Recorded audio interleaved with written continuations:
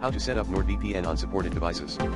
NordVPN is a VPN service that allows you to protect your online privacy and security, access geo-restricted content, and enjoy fast and reliable internet. NordVPN supports various devices, such as Windows, Mac OS, Linux, Android, iOS, routers, smart TVs, and consoles.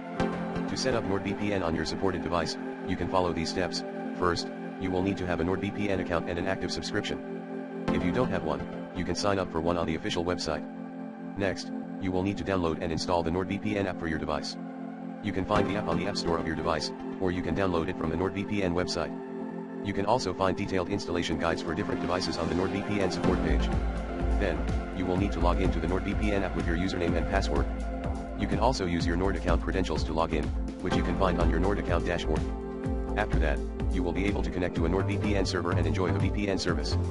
You can use the Quick Connect button to connect to the best server for you, or you can choose a specific server from the list of countries, regions, or specialty servers. You can also use the search bar to find a server by name, number, or type.